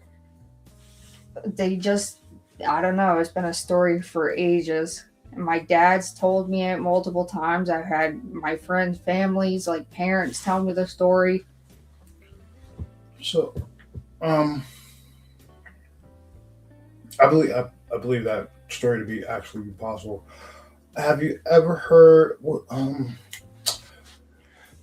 Is there any old Indian burial grounds around there? What is it? The Devil's Stomping Grounds down in North Carolina. It's like it's just a ring in the middle of the woods. So my brother just asked, is there any like Native American burial ground in the area? Oh yeah, there's a lot between Marlboro. I used to live out in Monroe. I rented a house out there. The one day I broke down because I was riding my dirt bike through the trail. It was like right after I rebuilt it too. And I was going down the one trail, and I came up to the one part of it, and there was just like a rock wall, like a old rock wall. You could see it was like old because it was broken. There was pieces broken off the stones and everything. And my bike just like shut off. Like, I don't know what happened, what caused it to shut off, but I came through the one spot and the bike just completely just shut down. So I was like, okay, what the hell is the issue? Well, I looked over, and it felt like when I stopped, it felt like there was something like around me, but I don't know what it was. It was hot out. It was like today, it was like an 80-degree day. So it just randomly got freezing fucking cold. And I was like, okay, this is like really weird. I'm freaking out. And I look over to my right, and there's a flag, like an old flag, but it's got a picture of an Indian man on it. Well, I didn't think anything of it, so I rolled my bike a little bit, started it, and I left. But the rest of the night, when I went home, I just felt weird. Like, it just felt like, I don't even know, it just felt like I had something, like, lurking around me.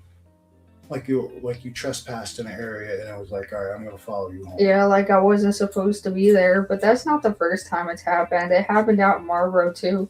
But there was a lot of, like, old Indian burial grounds up on the mountain. Like, because we had, our driveway up there was long, but we had, in the woods, there was a lot of, like, I think I'll have to find the pictures, but there was a pond, but around, like, surrounding the pond, there was a bunch of different, like, old houses that were just like abandoned, but there was nothing to them. It looked like little huts. Okay. And they were there for ages. But no, I think Marlboro has quite a few like Indian burial grounds in them. All right. Bash, you about to ask something? I forgot what it was. Lost train of thought. Has anyone ever heard? I'm tired, bro. I get it. I get it. No. Okay, I remember what it was. What? She lived in Monroe, there, the Monroe area. Then moved to Marlboro. Does she know about the Heritage Trail? My brother asked, "Did you ever hear about the Heritage Trail?" Where? In like Monroe area. I've never heard. I could have sworn they just started building that a couple years ago. So Bash, you gotta let me. What the hell? What the hell is the Heritage Trail? No, the Heritage Trail. I know you heard about the shit. It's basically like a trail where people have been chased off by dark shadows and strange figures. That's in Fallsburg. Oh, that's in Hurleyville. No. Because that means it runs right behind my house. You're talking no, about Bash. They said there was one that was. They said there was one in Chester that if you go through Chester, it points like you're going towards Monroe. Like if you keep following it puts you out in Monroe. No, I'm pretty sure the one you're talking about is the one out in Hurleyville, because they said that shit happened. The one in Hurleyville, that shit happens to people at night too. What? Now I'm gonna be scared to go home. What the fuck? Because look, here's my house here, right? This is the trail that you're talking about. It starts over here and then it goes all the way down. What does it say the name of that trail is? It's not telling me, but right by my house, I think it's like some O&R rail trail, and then once you get to like over on this side, the Westwood Drive side, that's when it goes into Heritage Trail. Yeah. So, dude, so what's the one that goes from fucking Chester to Monroe? I couldn't tell you. But all right, so apparently on that trail in certain spots, people have been chased out of there by shadows. That's probably why I see shit in my backyard then. What? Yeah, because there's been nights where, like, I told you about how I heard my name getting called. There's been nights where, like, I'll be out on the back porch because my backyard is fenced in, but I'll be out there with the dogs and I'll be just scrolling on my phone or talking to somebody like my mom or my dad, and I see something at the corner of my eye, like, go across the gate. And because we have, like, it's like a picket fence. Well, I've seen stuff go between the gates and my shed. I've seen stuff just like zoom through there. There's nights where I'll let my dogs out when I get off of work and they go in the backyard and they freak the fuck out. There's nothing there, but they freak out. I have my security system. I have that. And there's been nights where like my phone will ping and it'll tell me like motion detected in the backyard, or there's something in the backyard, and I'm like, okay, how is there something there when my gates are all locked? So I go on and you actually see stuff like going across the cameras, and it's weird. I'll be sitting at my dining room table and I'll have my curtains open on my back door, and you see shit just zoom past the door. All right. I found it. The Heritage Trail. Go ahead. This popular multi-use trail connects Chester to Goshen and Monroe. While mostly a daytime route, the old railway path connecting the wooded areas of nearby Camp LaGuardia has historically been a hotspot for ghost stories and dark, unexplained features. Okay, so there's a heritage trail that also connects like Chester. I know I wasn't tripping. And they also have weird shit happening down there on that trail too. I know there's one out in what the hell is the town? It's like by Washingtonville. They're building it out by Washingtonville, but they're building it over. They're going through like an old bridge that I don't even know. I don't know what it was used for, but they're building one out there, or they're making it.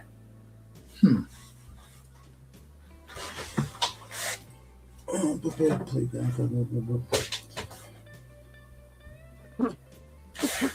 was about to say, I know it was a trip, man. I've never heard about a heritage trail that goes from like Chester and goes to Monroe, and there's been black shadow figures that chase people out of the woods on that trail. Oh, it's pretty interesting. Wedge says, "Wow, Hookman story that's more than an urban legend." See, as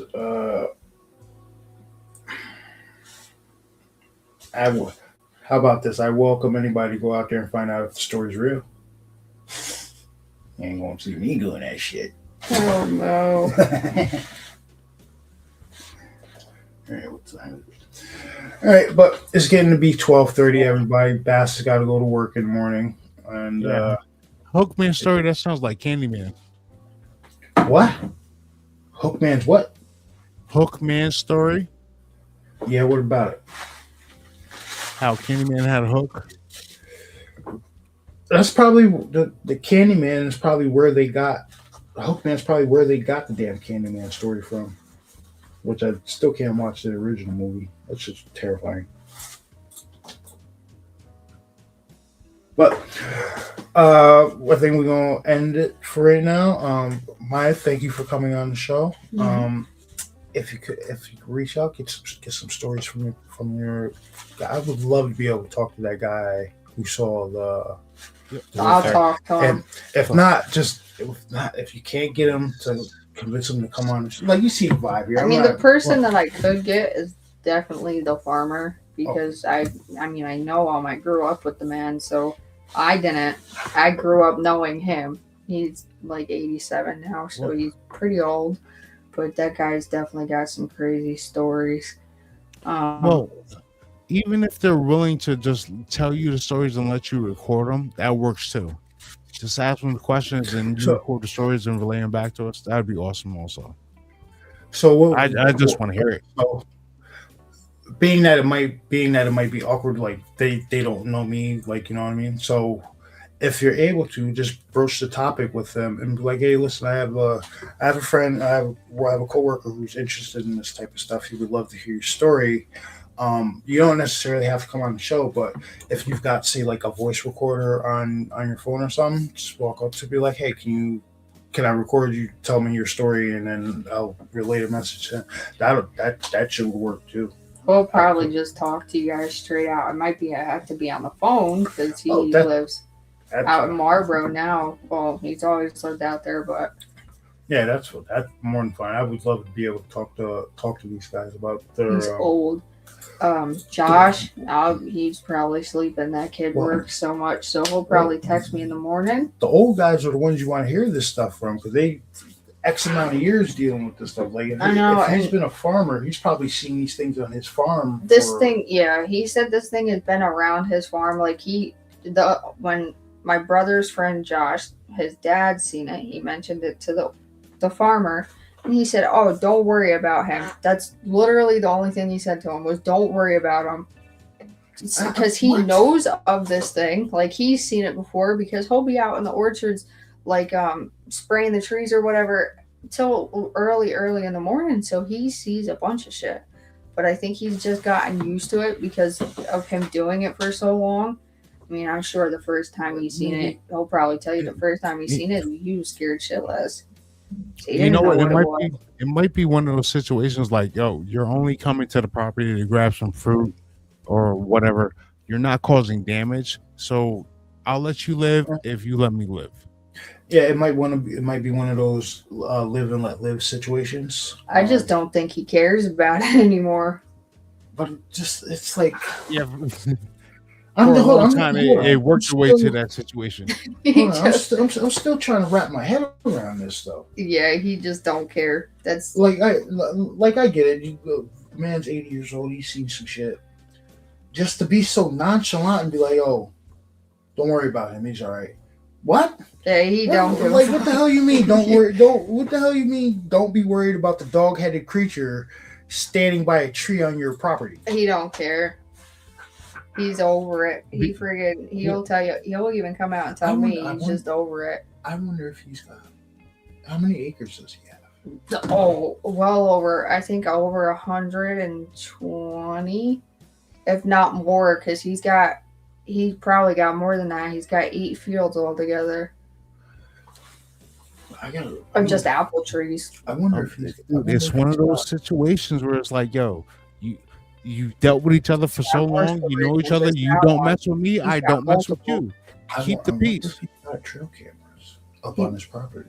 I believe he does. I don't know if he has them anymore because I don't think he hunts. And if he does, well, mainly to like see who's walking on his property, if anybody's stealing shit or anything like that. Let me see if his son is awake. Well, I wonder if he does have trail cameras on his property.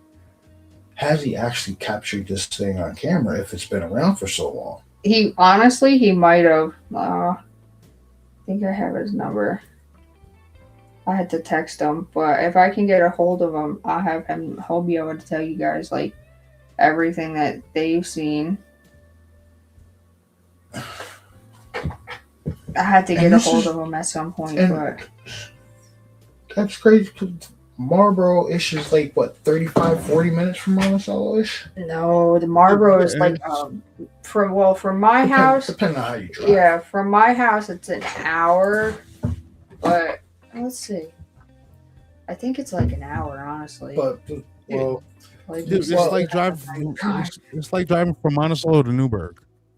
Yeah, but even still, like the travel rate and distance for these creatures that's negligible. Now, one thing I want to bring up is people think that we don't have these things in our area, right?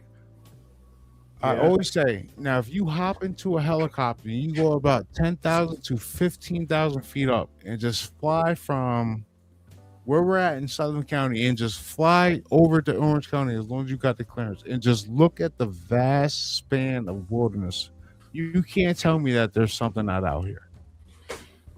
Well, isn't the biggest swampland in New York State the Basher Kills right there by Wurtsboro? Yeah, and they're catching snakeheads out there too. Don't fish that place at night. Well, they're catching snakeheads in the fucking Basher Kill. Yeah, snakeheads in the Basher Kill. And truth, you remember when one time we was helping our friends out there moving, we were right there looking down at the Basher Kills, and that's when we seen that. I don't know what the hell that was, but that was a snakehead craft fly right over us, down over the Basher Kills.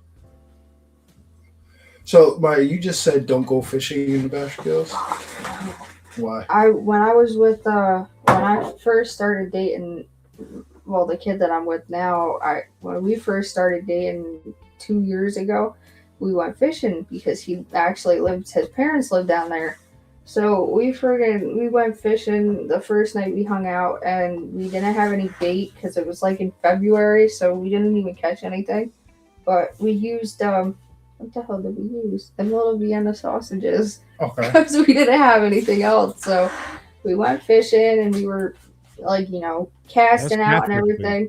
Didn't catch anything. But you will hear some of the weirdest noises that you've ever heard in your entire life out there. What made us leave, because we were fishing until like 3:30 in the morning. And we were also talking, but friggin', it was like 3:30, and all of a sudden I heard this loud screech, and we looked at each other, and we threw the poles in the back of my truck, and we booked it out of there. I was like, fuck this. I said, I am not staying. I don't know what that noise was, and I don't want to find out. Because it sounded almost like a woman, like a scream. Maybe an owl? Oh, no, it was not no owl. It was like a real high-pitched screech. I've only seen one thing in the Basher Kill-ish area. When you're coming from Middletown, when you're at the top of Wurtsboro Mountain and you're coming down, you could look out and see the Basher Kill right in front of you. It was like 11 o'clock at night, and coming downhill, you could see there's a fucking light in the middle of this swamp, and But if you go to it, there's nothing there. I'm driving down, I could see this bright light and playing in the middle of the swamp, but there's nobody there. Nope. I'm like, what the fuck is that? So I start asking people that live in the area. I'm like, yo, do people go out on boats and that shit? They're like, no, nobody goes out on boats and that shit. I'm like, yo, what the hell did I see? True. Well, yo, you seen swamp gas? That wasn't no damn swamp gas, bro. And if anybody believes swamp gas is a real thing, you should be hitting the head with a tack hammer. Honestly, that's what I feel about it. But I digress. So yes, if you can manage, if I would love to be able to talk to the farmer if that's possible. Yeah. Because I think he probably has like a fucking wealth of information. He definitely does. He's because usually, like, if I'm not busy or anything, or I don't have much going on, like, I'll go out there with my dad because the shop is actually right up the road from Marlboro, so I'm out there a lot. But if we're out there, like, we'll go over and we'll talk to him and have dinner and everything. But the one story he'll probably tell you about, like, the most in detail is about how my father can tell you it too because he grew up in Marlboro. But across the road from him on Binghamton Road, there's an old slave house. Okay. And my dad would be sitting, like, his house was here and the house that I'm talking about was like right across the road. There was nights where my dad would be sitting on their porch with my poppy and they would hear like chains dragging up through the basement, like up the stairs. Or you'd hear people screaming, like you'd hear a bunch of shit. Well, for years, everybody said the house was haunted. Well, this family moved in there, and the wife ended up getting pregnant. She had a baby. Well, the baby was in the crib, and you know how back, like, this is going to sound so fucked up, because, like, you're probably the same age as my dad, but you know how back in the, like, the older days, they would pin the baby's diapers, like, with clothespins. Yeah. Well, that's older than me. Well, I'm old, but I ain't dad. that damn old. No. I think he's 55. No, I'm only 41. Man. Oh, and then you're my mom's age. Sorry. But my dad, he remembers as clear as day. The baby was sleeping in his crib, and somehow the clothespin came undone, and it went through the baby's mouth and like got stuck in its throat. But the baby was only a couple days old, so the baby didn't grab it and put it in its mouth. Like, so they think that whatever, like, bad omen or whatever was in that house, they think it was coming after the child because maybe it has something against children. So it was a slave house, right? Now, question: was the family? What color was the family that moved in there? I think white. That might have been it. But it was weird because nothing ever went across the road to my dad's house.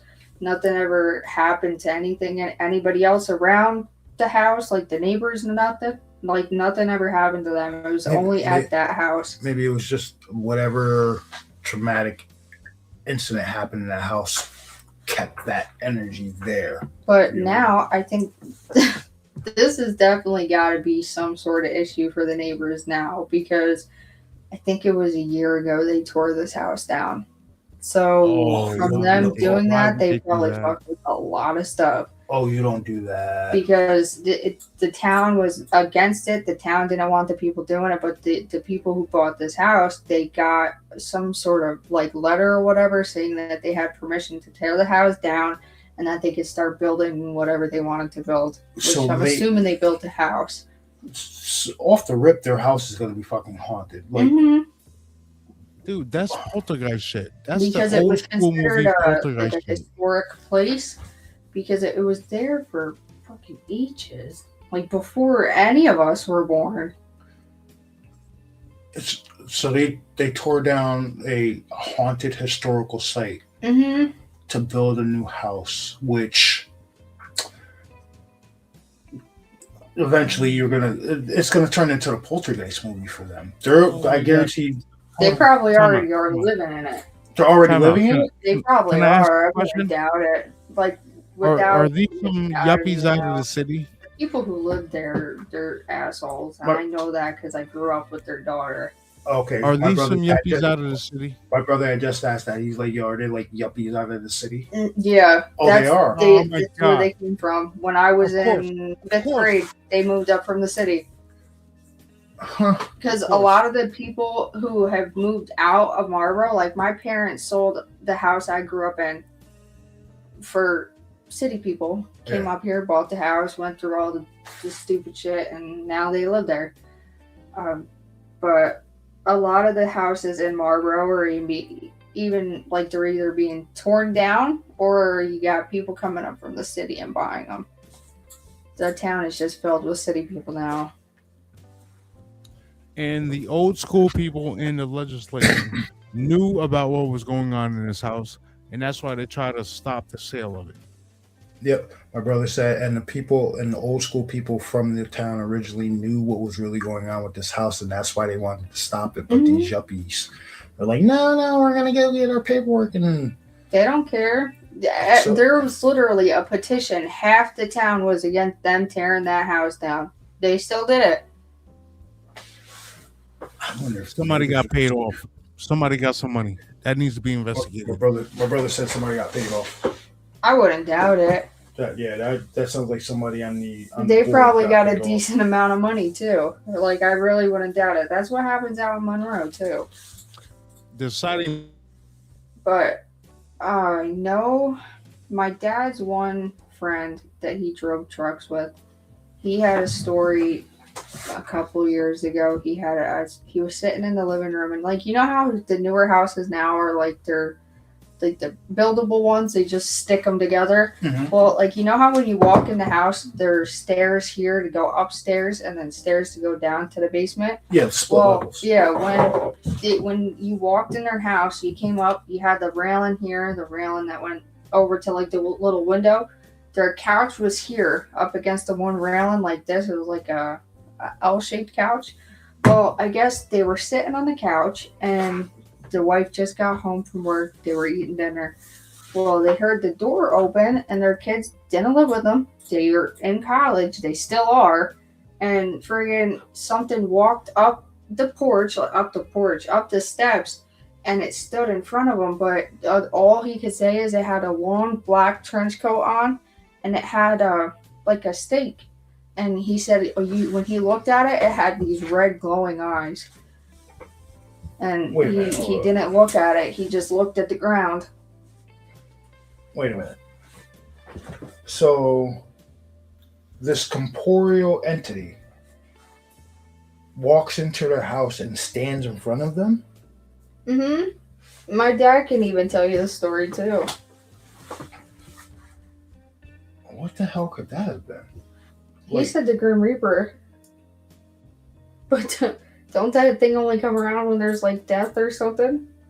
Or there's something like happening? And nobody had died in that time frame or anything like that? I don't think so. I think my poppy died. But that wasn't in that time frame. What the fuck is that? And he said he had glowing red eyes. Yeah. In a coat. Mm-hmm. Like a long black trench coat. He had the hood on. I know that. He said the thing had the hood was on. It was a long black trench coat, but it was all one piece, like from the hood down. That's pretty interesting because like when I was scrolling through TikTok the other day, there was a gentleman who was doing an interview, and he talks about how him and his cousin were in a tree. This happened in I think it was Kansas, somewhere down south. Him and his cousin were up in a treehouse, and this man comes walking through the woods, and he said the man was in brown, wearing a brown suit and a brown hat, and him and his cousin started yelling at the guy like, "Hey, you can't be back here, you're trespassing." And he said the guy stopped, looked up at them in the tree, and his eyes were like a burning fire red. I think I seen that. Somebody had reposted it on my TikTok. I seen the same video, the one you're talking about, but see what I was talking about? Like, you or somebody you know might have had an experience, but then somebody in like a different state might have had the same exact experience, seeing the same exact shit. It's like I said, it all correlates. It all goes together like a puzzle. They just might call it something different in the other state. Yeah, Bigfoot, for example. up here, we call them Sasquatch, Bigfoot, or whatever. Down south, they call them boogers, wood boogers, woolly boogers, type of shit like that. But it's the same thing. Yeah. You know what I mean? That's interesting. Because the Hat Man, apparently sometimes you see him with glowing red eyes too. I wonder if that's this shit walks into their house.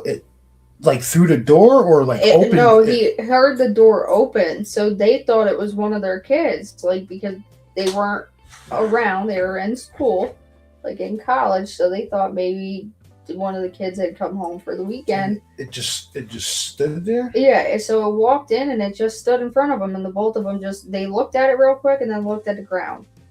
Because people there's a lot of people say if you do ever see the Grim Reaper, do not look it in the eyes. Just look straight down at the ground. So that's kind of why they did that. Did they say what happened after? Did it just disappear? Did it walk back down the steps? It walked back down and it didn't shut the door. It just walked out the house. So what the fuck? I don't know. I'll have my dad can tell you the story too. He might be up. Huh? That. Let's see. Kind of like it was testing them. Maybe it wanted them to look. That's strange as hell. That's weird as hell. Bass, what do you think about that one? It walks into the house, stares at them. When they don't acknowledge it, it walks back out. He might not respond. He might be driving. All right, so I was just looking at my phone, answering the message. What did it look like that walked in the house again? It was a figure. It was a figure in all black in a hood, and had, you said, a scythe. It had like a I don't know, like a stake or whatever. Oh, like a staff. Yeah. All right, so it was a hooded figure in all black with a staff and glowing red eyes. Which, now that I'm saying that, all right, my first initial reaction to hearing that, did it walk in and look at anyone specifically, or did it just pan the room? Did it walk in and look at either one of them specifically, or did it walk in and just They said he walked in and it just panned it just stood there.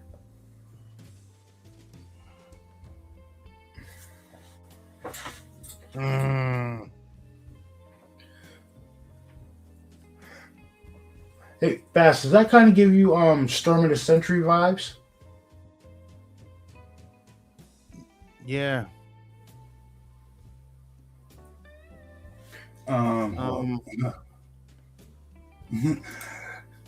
See, Maya, you're already a favorite. Yeah, we're gonna need part 2 with Maya.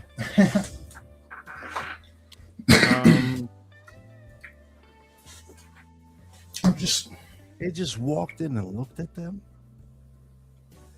Yeah, that's that.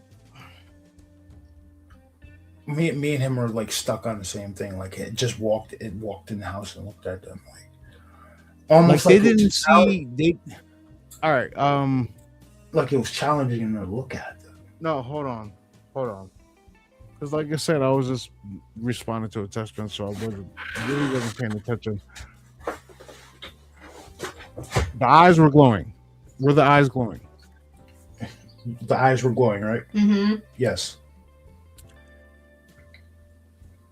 It was in a cloak, yes. Basically hood, like the Grim Reaper. Hooded cloak with a staff, not a scythe. With a staff. With a staff. Now, so obviously, the eyes were glowing. Mm-hmm. It had to look at somebody, because there was there would have been some kind of if it's just a non-movement of the head, just right to left with the eyes, or a subtle. Even still, if the eyes are It going, was looking at somebody. if the eyes are going red, so there might not be, you're not going to be able to see a distinction if it's staring at a specific person if the eyes are going red, because it's just all going to be lit up. All right. So the question is, how why close did were the individuals sitting together when this thing walked in? Like, were they spaced out across a big room? Were they all sitting on the couch? Was it like a couch? They were sitting at the kitchen table, right? No, the couches. Oh, they were sitting on the couch. They were sitting on the couches. How many individuals was it? Husband and wife. Just two. Yeah. They thought it was one of their college-aged kids that had opened the door. See, this is why I keep telling. This is why I tell my wife, lock the fucking door. Lock the doors. This is why I tell people, lock your doors. Lock your house. If you're at your house, if you're in your house, lock your house. If you're in your car, lock the car. You ever hear black-eyed kids? That's a whole ass rabbit hole going down that one.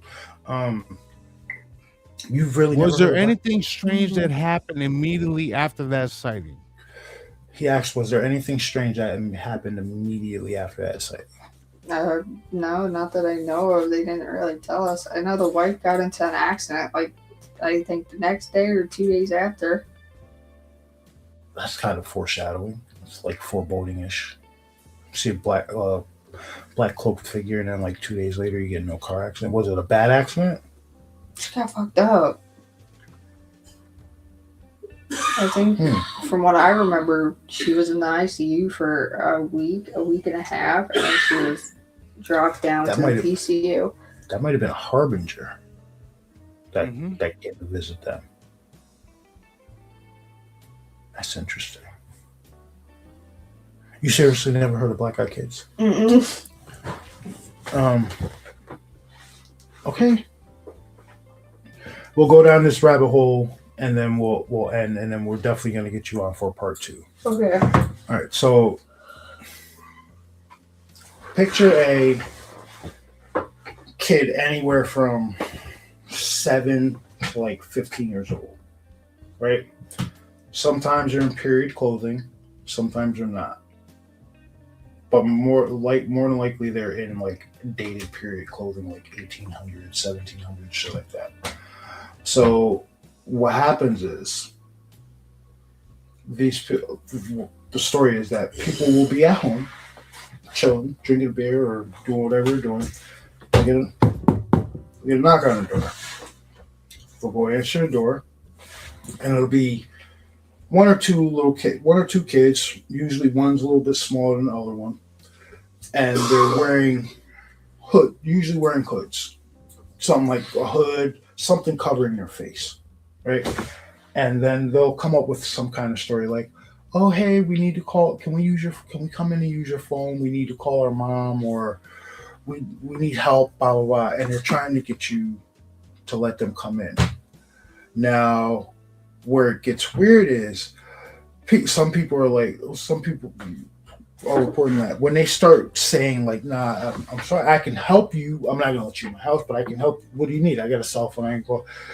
The kids start getting aggressive, and when after a certain point, that's when these people start noticing there's subtle shit off with these kids. And one of the things that is off with them is sometimes they're pale skinned, right?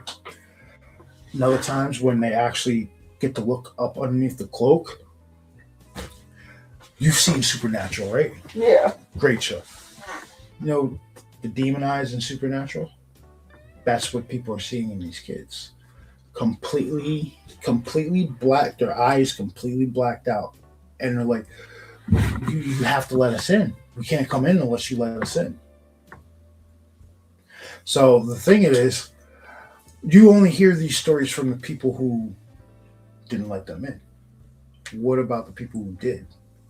What happens? They really got killed. And it's like sometimes that's not even the weirdest aspect of these stories. It's like some of them are wearing like 1800s type clothes, early 1900s type clothes. But then some of them have weird features. Like I remember hearing one story where one had what looked like fucking claws for feet. If I came out and seen that, I'd go back and close the door and come out shooting. Like one of the main stories. Go ahead. Truth. One story that contradicts that narrative is the one that happened in the Carmine with the blonde hair, blue eyed kids that fucking disappeared. Yeah. Okay. So that's like the only story I've ever heard about that.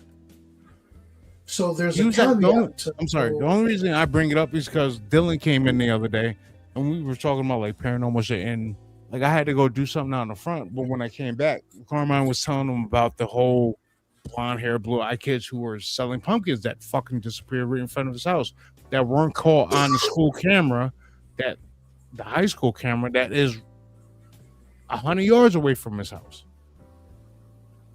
If that. So there's a caveat to the black-eyed kids thing, and my brother just reminded me of it. So you have the black-eyed kids thing where they like try to get you to let them in your car, your house, or whatever. My brother's boss from the meat market in Monticello, he had an encounter with the opposite of that. Is it adults? No, they were still kids. Oh. So, all right. So the way he described it was the older. You got to go back and find it. It's on. I actually had him record it so I could give it to Jay so he could put it on the channel. So like 11 years old. So my brother's boss lives in Liberty, but he lives like right across the street from the high school. And you know how the high school has cameras and shit. So if I'm recalling it right, one day him and his wife are doing something in the house and they get a knock on the door. And he opens up the door and it's these two little kids. One's 11, one's a little bit younger. Blonde hair, blue eyes. Right? And Mike did best. Didn't he say it was striking blue eyes? Yeah, striking blue eyes, and they definitely didn't fit into the area. Striking blue eyes, and he said the two kids definitely didn't fit in the area that he lives in. And they were selling pumpkins.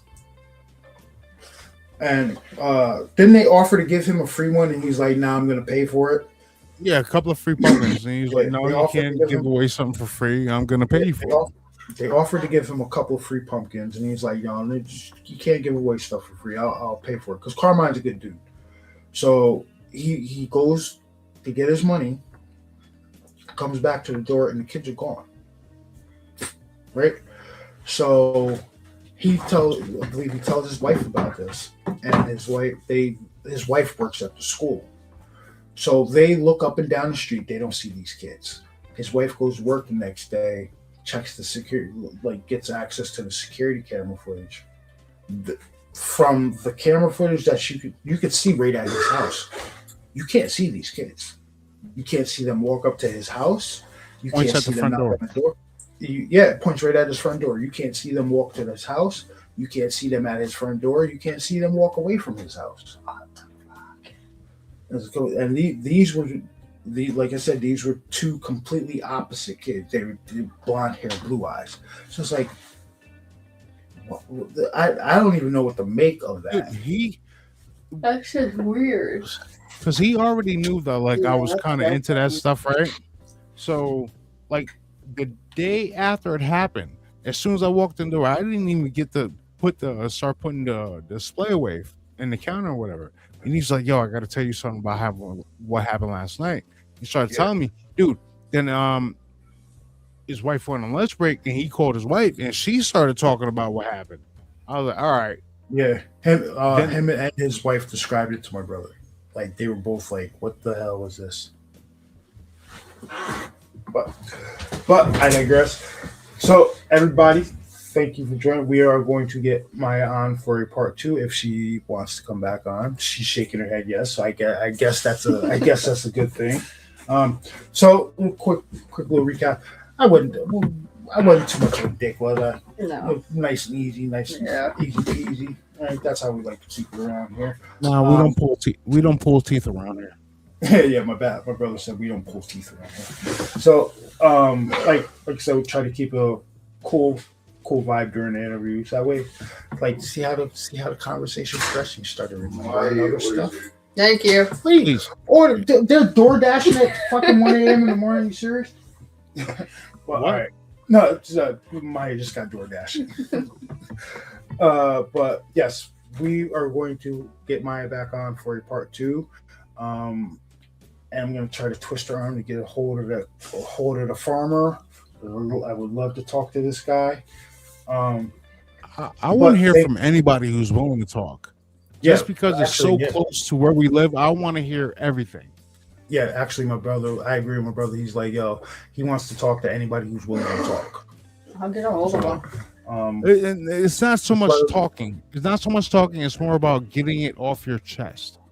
Yeah, he said it's not so much just like talking, just getting it off your chest. Because some of these people will take some of this stuff to the grave with them because they're like, nah, I'm not going to talk about it. You know what I mean? So, but thank you again for coming on. So everybody will be back. We're going to do one tomorrow, right? So tomorrow night show will be just a random show. I don't know. I might be too tired. I don't know. You might be too. Go fuck yourself. I'm too tired. You're gonna hit me up at like 7 o'clock, like, oh, we doing a show. But we will 98% sure we will be doing a show tomorrow night, everybody, and it'll be random topics. We still can't talk about Mortal Kombat yet because I have not seen Mortal Kombat yet, Dick. But side note, I can reach out to. I have Dirt on Facebook now, so I can reach out to him. Yes. Finally. So yeah, so I'll reach out to Dirt. Dirt's dude I work with at UPS. He saw